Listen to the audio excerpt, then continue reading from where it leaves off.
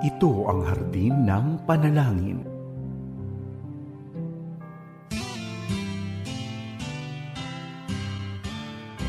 May harding mapananalanginan, doon si Jesus naghihintay. O kay ilam ng panalangin ang hardin, doon kay gandang manalangin.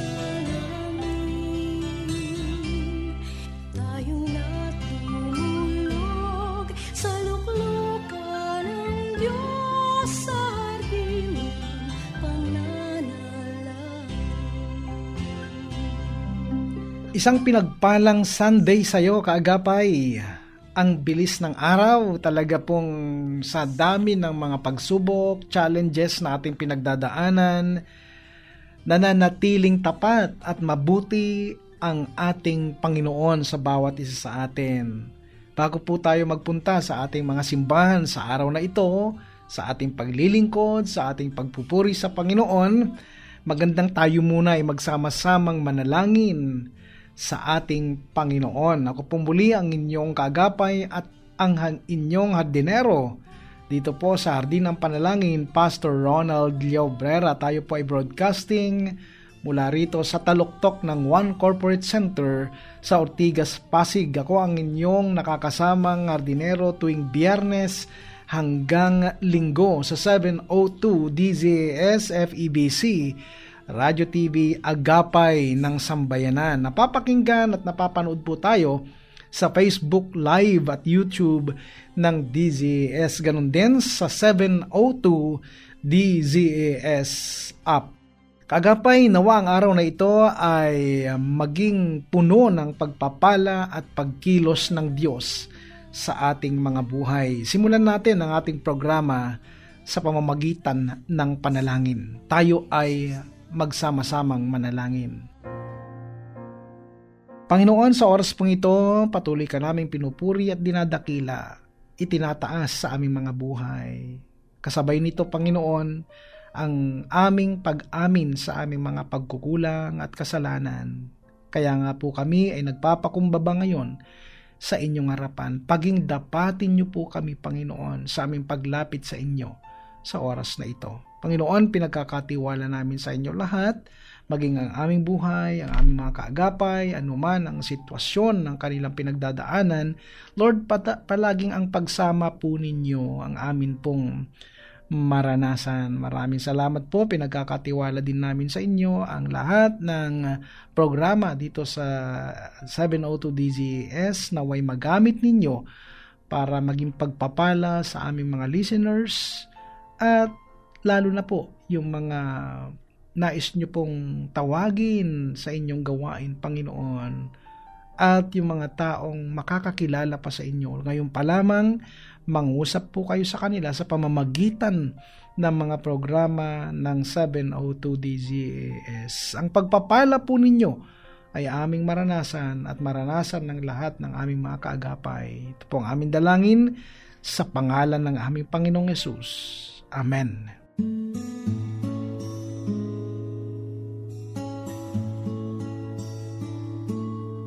Nagbabalik po ang Hardin ng Panalangin. Ako po si Pastor Ronald Llobrera, ang inyong nakakasamang hardinero tuwing Biyernes hanggang Linggo. Kaagapay, kumusta ka na? Kung ikaw ay may prayer needs, mga panalangin kahilingan, ipadala na po sa amin yan. I-comment nyo na po yan dyan po sa ibaba at masaya po kami dito sa Hardin ng Panalangin na ilapit yan sa ating mabuti at mapagpalang Panginoon. At kung may mga katugunan na po mula last time, yung inyong mga prayer requests, ay balitaan nyo po kami para sama-sama nating pasalamatan at purihin ng ating Panginoon. Para sa pag-aaral natin ng salita ng Diyos sa araw na ito, kaagapay, alam ko po na ang Panginoon ay patuloy tayong inihahanda at bubuksan ang ating mga puso at isipan para sa kanyang mga banal na salita. Ang ating tinatalakay na paksa ay patungkol sa tunay na katagumpayan. Ang tagumpay sa katawan at sa isipan ay dapat masundan ng tagumpay. Sa larangan naman ng ating mga damdamin o mga emosyon. Unang susi, tanggapin ang iyong damdamin. Nilikha tayo ng Diyos upang magkaroon ng damdamin. Amen? Ang physical na katawan kaagapay ay may 5 pandama. Ang ating kaluluwa ay may mga pandama o damdamin din o emosyon. Ang damdamin ay likas na bahagi ng ating personalidad. Si Kristo ang ating halimbawa. Bilang ganap na tao, tinaglay niya ang lahat ng mga damdaming likas sa tao. Ito'y bahagi ng kanyang pakikipag-isa sa atin bilang tao. Sabi sa mga Hebreo kabanatang 2, talatang 17, kaya't kinakailangang matulad siya sa kanyang mga kapatid sa lahat ng paraan upang siya'y maging isang pinakapunong pari na mahabagin at tapat na maglilingkod sa Diyos at nag-aalay ng handog para mapatawad ang mga kasalanan ng tao. Kaagapay pansinin ang mga damdamin o emosyon na naranasan ni Kristo samantalang siya'y nasa lupa. Pag-ibig, pagkasuklam, puot, galak, lungkot, sigasig, o selos, pagkagulumihanan, makadiyos na pagkatakot, awa at pangungulila. Alam niyo po, tulad ng mga physical na pandama, ang mga emosyon ay normal na damdamin po yan. Kapag malamig ang panahon, giniginaw ka. Tama po ba? Kapag mainit, pinapawisan ka. Ganon din ang mga emosyon. Kapag nakatanggap ka ng bagay na gustong-gusto mo, nakakaramdam ka ng emosyon ng tuwa. Kung mawala sa iyo ang isang bagay na mahalaga, nalulungkot ka. Ano kaya kung wala kang pakiramdam sa init o lamig? Ganon din kung wala kang emosyon sa ligaya o lungkot. Ang mga emosyon ay bahagi ng kamanghamanghang kaloob ng Diyos sa ating pagkatao. Ang bawat emosyon ay nagpapayaman sa ating buhay kung ito'y pinaiiral natin sa tamang lugar at tamang paraan. Kung wala kang emosyon ay magiging kawawa ka, tulad ng taong walang pakinig o paningin, walang pangamoy, walang panlasa, walang pakiramdam. Tanggapin ang iyong mga emosyon. Ikalawang susi, patnubayan ang iyong damdamin. May 3 paraan kung paano pinaiiral ng mga tao ang kanilang damdamin. Una, binabaliwala o itinatago ng ilang tao ang kanilang emosyon. Halimbawa, may karaniwang paniwala na ang lalaki ay hindi dapat umiyak. Mali ang paniwalang ito. Parang sinasabi natin na nilikha ng Diyos ang mga lalaki na walang emosyon o walang kalungkutan. Binabalaan tayo ng Biblia tungkol sa mga taong walang pakiramdam. Sabi sa Efeso, kabanatang 4, talatang 11, sila'y naging alipin ng kahalayan at wala na silang kahihiyan, wala na silang inatupag, kundi pawang kalaswaan. Pangalawa, ang ibang tao naman ay alipin ng kanilang emosyon. Parehong mali ang maging alipin ka ng iyong emosyon gaya ng mali kung itago mo ang iyong emosyon. Binabalaan tayo ng Biblia tungkol sa mga taong walang kontrol sa sarili.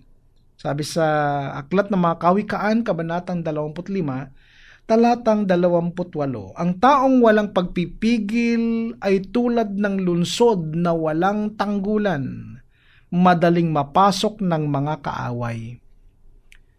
Pangatlo, ang paraan ayon sa Biblia ay timpihin ang iyong emosyon.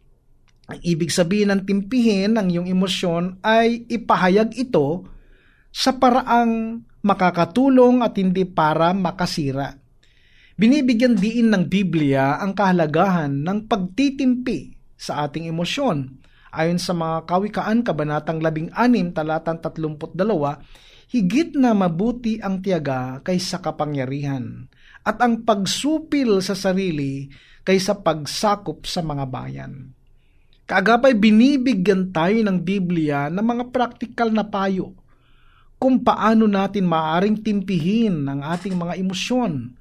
Huwag magsalita o gumawa ng anuman sa kainitan ng iyong emosyon. Sabi nila, kung galit ka, bumilang ka na lang mula 1 hanggang 10. Kung galit na galit ka, bumilang ka mula 1 hanggang 100. Sabi naman ng iba, kung ang sitwasyon ay totoong nakakapagpagalit sa iyo, malis ka muna at pag malamig na ang iyong ulo ay saka ka na lang bumalik. Huwag magsalita o gumawa ng anuman hanggat hindi mo nakukuha ang katotohanan mula sa magkabilang panig.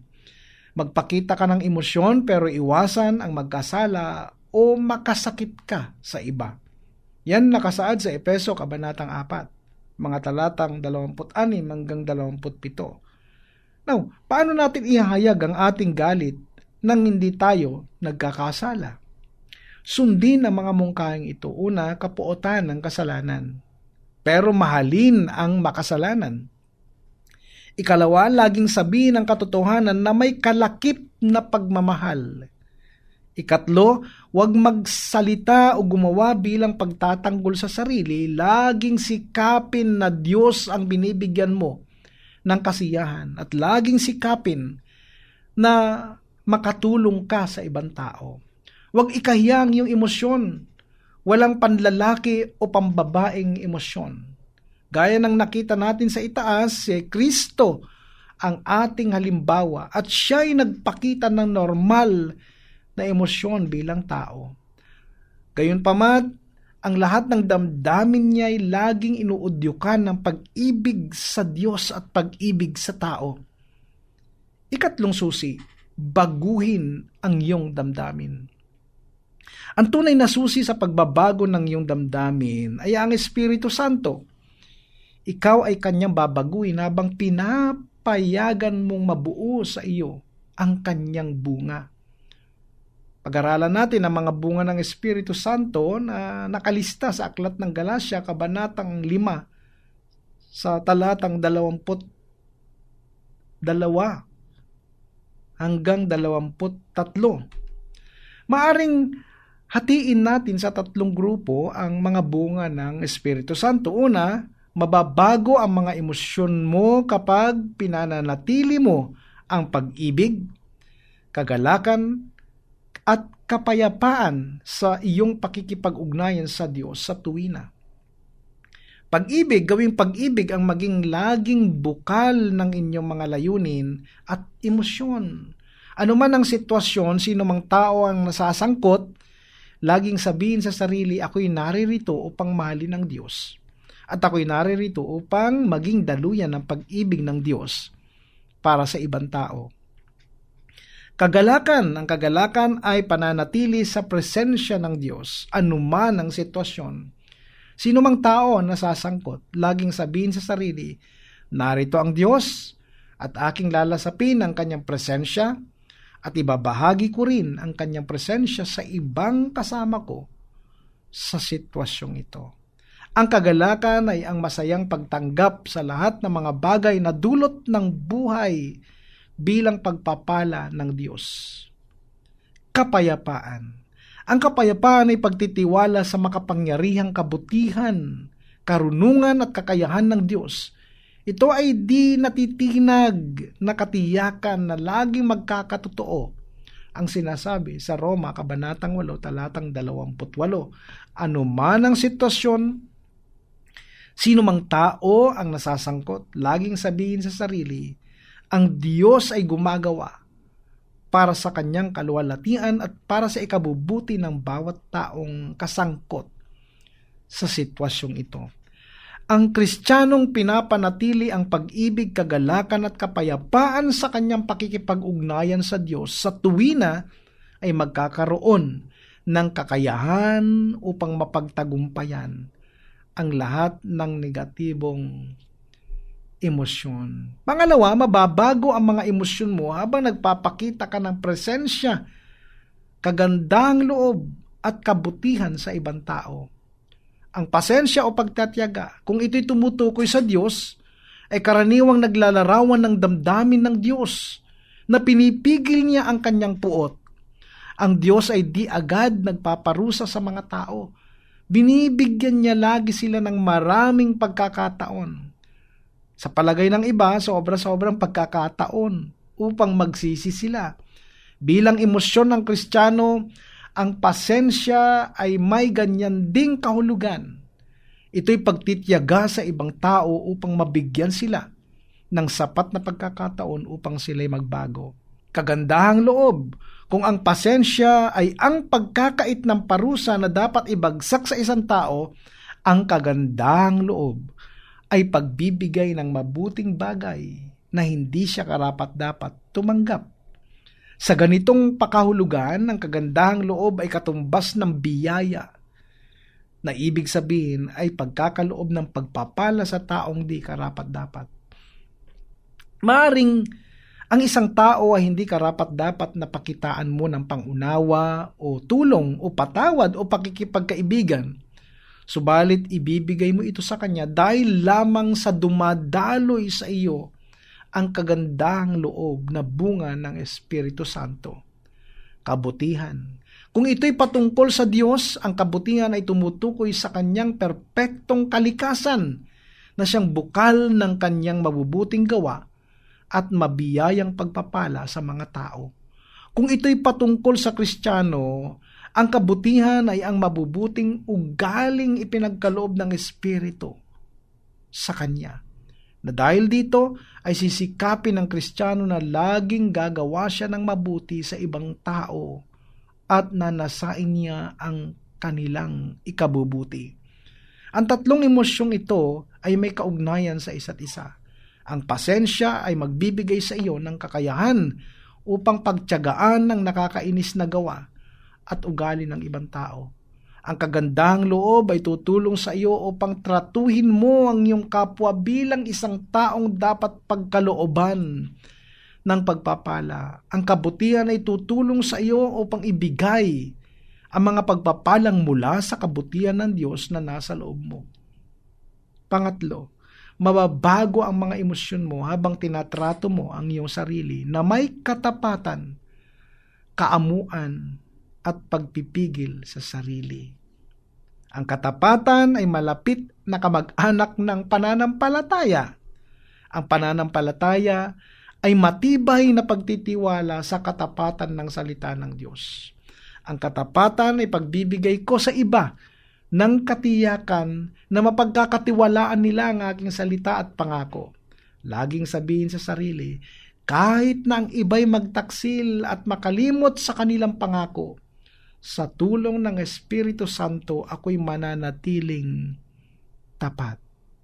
Ang kaamuan ay isang katangian ni Kristo. Ito'y pagpapakita ng kababaang loob sa kabila ng taglay mong kapangyarihan at katungkulan. Amen? At ang huli ay ang pagpipigil sa sarili.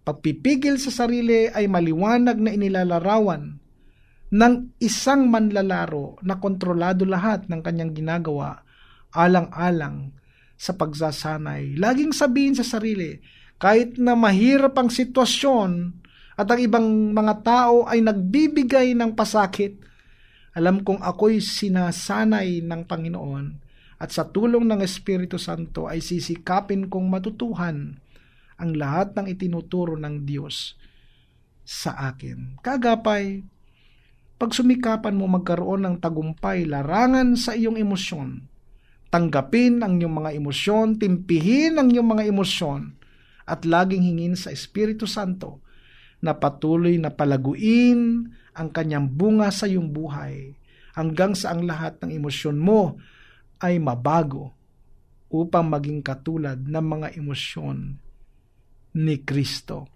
Sa Diyos ang papuri.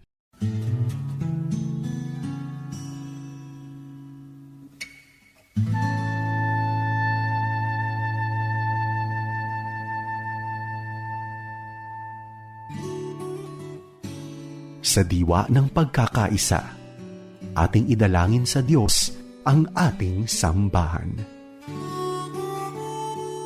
Ako po si Pastor Jim Villapuerte ng CBN Asia. Tayo po'y manalangin.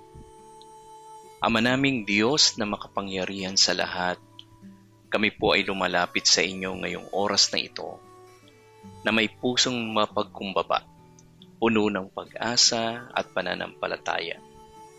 Kami po ay nagpapasalamat sa inyo, Panginoon, sapagkat hindi niyo pinabayaan ang aming mga simbahan. Sa kabila ng mga pagsubok, krisis at pagbabago ng panahon, ang iyong simbahan ay nananatiling matatag dahil sa iyong katapatan.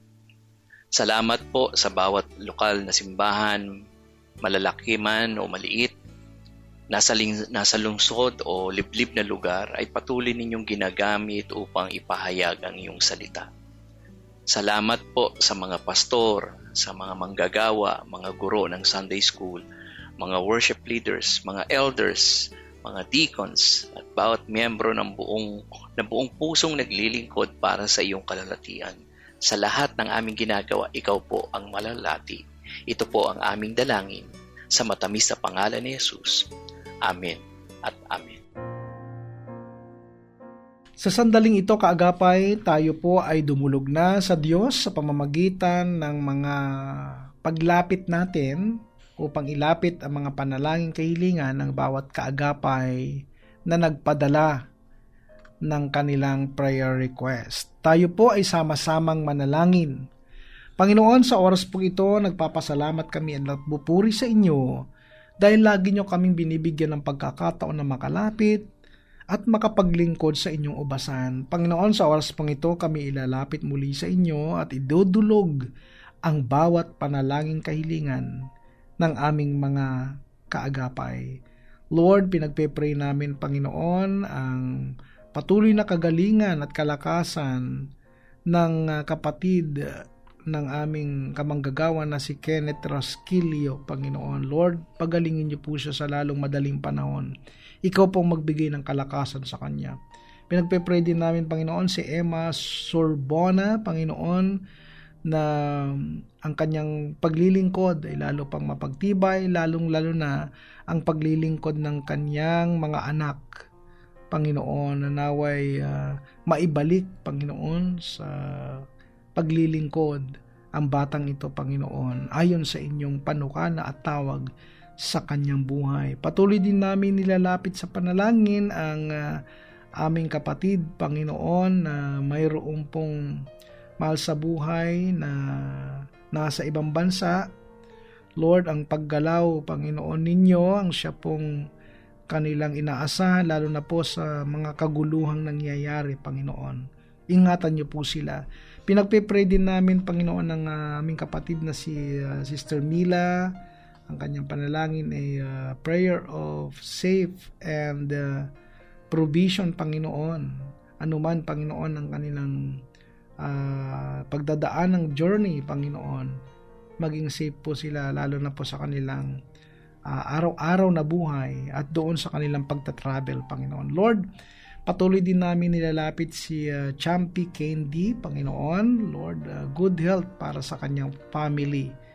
Ingatan niyo po sila at bigyan ng kalakasan. Ganon din po si Sister Gloria Guantes, Panginoon. Sinasama po namin sa panalangin ng kanyang kagalingan at kagalingan din ng kanyang pamangkin na si Rene Alvarez, Panginoon. Lord, maraming salamat po at patuloy na ikaw, o Diyos, ang kanila pong maging kalakasan. Pinagpe-pray din namin si Maylene Duran, Panginoon. Ang kanyang panalangin ay more buyer every day sa kanyang store. At naway i-provide nyo ang kanilang pangangailangan sa araw-araw, Panginoon. Pinagpe-pray din namin, o Diyos, sa oras na ito, si Sister Esther, Panginoon. Bigyan nyo siya ng magandang kalusugan at maayos na pamumuhay, Panginoon. Ganun din, kagalingan para kay Sister Hermie, ang amin pong inaasahan, Panginoon. Lord, maraming salamat po. Pinagpe-pray din namin sa oras na ito si Mike Hernandez, Panginoon. Ang kanyang panalangin ay safe na pagbiyahe, Panginoon, pagpunta, pag-asikaso sa kanilang sinimulang negosyo at ang kanya pong tiyahin. At dinadalangin din namin ang time management po para sa kanyang paglilingkod, negosyo at sa kanyang pamilya, Patuloy din namin pinagpipray, Panginoon, si Jay Parangan, Panginoon, good health, provision, and blessing para sa kanyang business. Lord, patuloy niyo siyang gamitin, ingatan, Panginoon, sa lahat ng pagkakataon. Lord, patuloy din namin pinagpipray ang aming mga kapatiran, o Diyos, na mayroon pong mga pinagdadaanan sa buhay.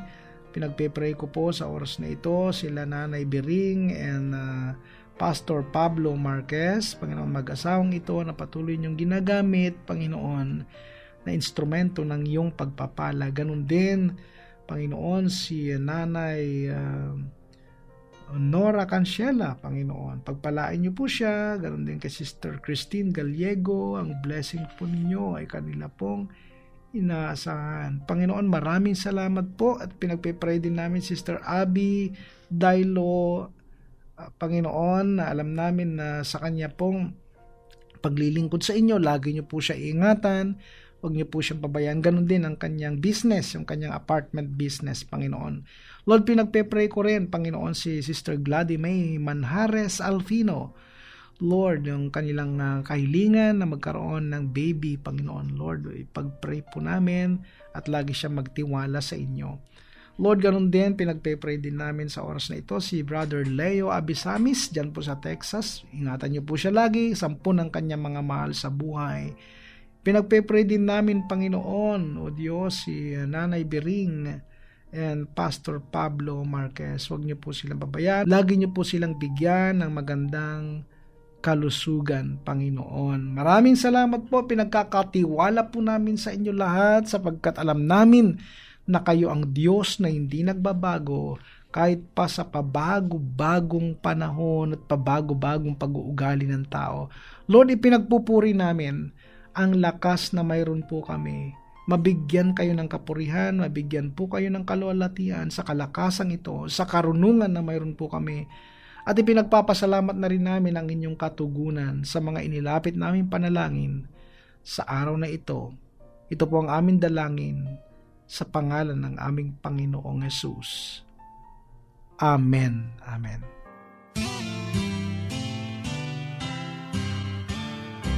May harding mapanal. Mga kagapay, magkarinigan muli tayo mula Biyernes hanggang Linggo sa radio, online at dito sa Channel 185 ng Signal. Ito'y sa pakikipagtulungan ng GCTV.